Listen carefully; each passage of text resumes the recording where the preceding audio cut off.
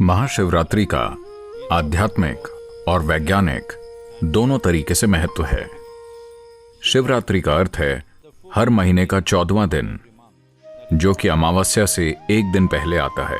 एक वर्ष में 12 से 13 शिवरात्रियां होती हैं। इन सभी शिवरात्रियों में से वो शिवरात्रि जो फरवरी मार्च के माघ महीने में आती है, उसे महाशिवरात्रि कहते हैं। ग्रह के उत्तरी गोलार्ध में उस दिन इंसानी सिस्टम में ऊर्जा स्वाभाविक रूप से ऊपर की ओर बढ़ती है। हर एक जीव अपने भीतर ऊर्जा को ऊपर की ओर बढ़ते हुए महसूस करता है। इस ऊपर उठती हुई ऊर्जा का केवल वो ही प्राणी सही से उपयोग कर सकते हैं जिनकी रीढ़ की हड्डी सीधी है। मानव होने का हमारा सौभाग्य है कि केवल हम ही एक ऐसी प्रजाति हैं जिसकी रीढ़ विकसित होकर सीधी हो गई है। अगर आप दूसरी प्रजातियों के विकास की प्रक्रिया को देखें तो आप पाएंगे कि बिना रीढ़ वाले से रीढ़ वाले की तरफ बढ़ना एक महत्वपूर्ण कदम था, और विकास प्रक्रिया में दूसरा महत्वपूर्ण कदम था रीढ़ का आड़ी अवस्था से खड़ी अवस्था में आना। मस्तिष्क वास्तव में तभी विकसित हुआ जब रीढ़ सीधी हुई।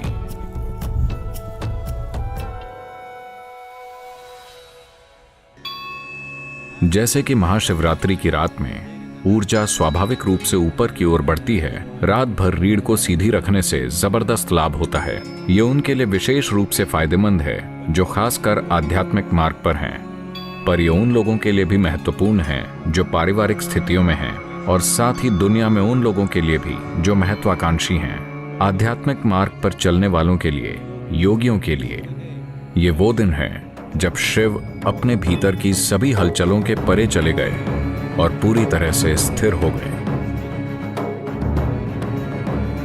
इसी दिन उनकी तीसरी आंख खुल गई और उनका बोध खिल उठा। हम ये कह रहे हैं कि ये दो आंखें सिर्फ इंद्रियां हैं। ये आपको आपके आसपास के भौतिक पक्षों को ही दिखा सकती हैं, लेकिन अगर आप इन भौतिक पक्षों का आधार देखना चाहते हैं, अगर आप उन सूक्ष्म आयामों को देखना चाहते हैं जो प्रकृति की भौतिकता से परे है, अगर आप उसे जानना चाहते हैं, तो आपको बोध के एक अलग आयाम की जरूरत है। बोध का वो आयाम जो भौतिक से परे है, उसे तीसरी आंख कहते हैं। तो ये वो दिन है जो आपके तीसरी आंख खोलने या आपके भीतर बोध के गहरे आयाम को उजागर करने की यात्रा को सहज बनाता है।